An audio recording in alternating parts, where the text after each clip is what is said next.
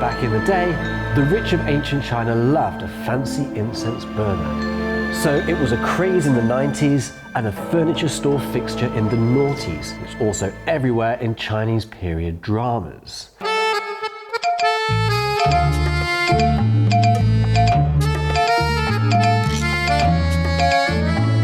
And on today's Open China, because such a habit was definitely very much in favour with the ladies of classical times, Murag, I would like to invite you to help us almost ceremoniously open this episode of Open China. Oh wow, yes. This is a traditional piece of incense. Fantastic. So what you have to do first is pop it in the pot there, take a match. Make sure there's no fire alarms around it. Yes, I think we're okay here. Okay. That looks to be, oh, it's smoking away there. It is. So now we just pop this back on top? You're absolutely right, yeah.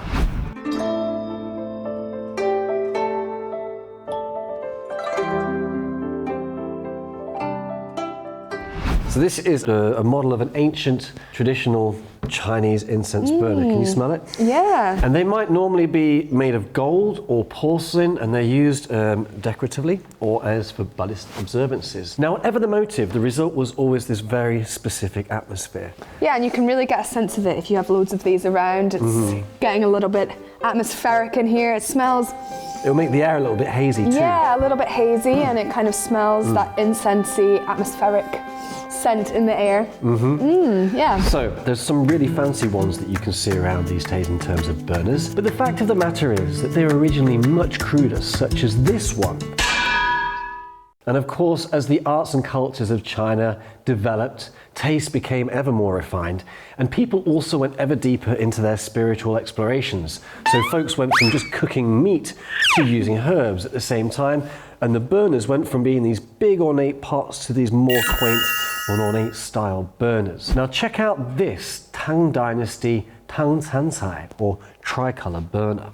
Now, for the ancient Chinese literati, incense was originally a very romantic offering. And it raised a nice intimate atmosphere.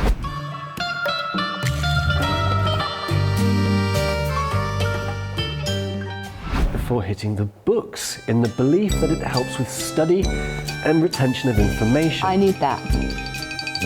Now, for those noble folks of esoteric inclination, the curation of their own fragrances was a refined and of course decidedly expensive classical pastime, making incense a fashionable hobby for China's ancient elite. Now, it's really important to bear in mind that perfume did not really become a practical thing until about the 15th century or thereabouts. So prior to that time, if one wanted to remain fragrant outdoors, then of course an incense purse of some kind was essential. Essential? This kind of scent on the go was already in vogue by the Shang Dynasty almost 2,000 years ago. Wow. Imagine some lithe model slinkily meandering down the street in some ancient Calvin Klein ad.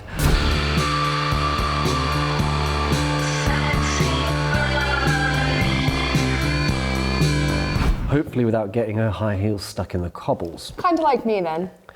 Yes, as a highly personal accessory, it was a perfect way for a bashful young lady of the times to create a subtle gift to her heart's desire.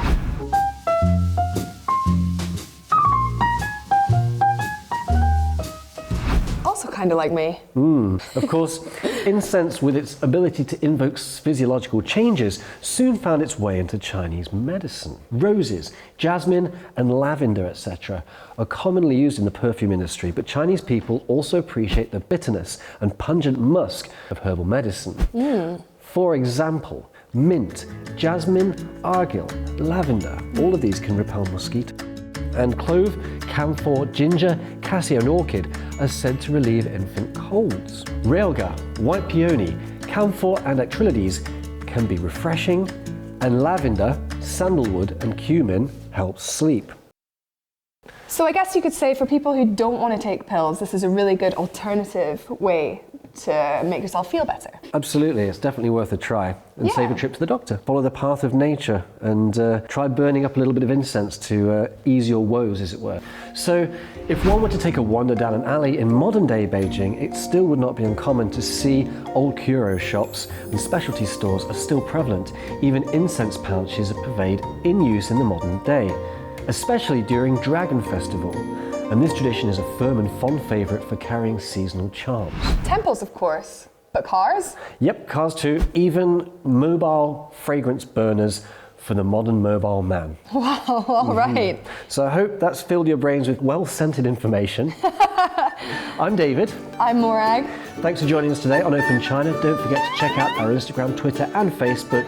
Just hit that like, hit subscribe, light up some incense, but most importantly, keep it open.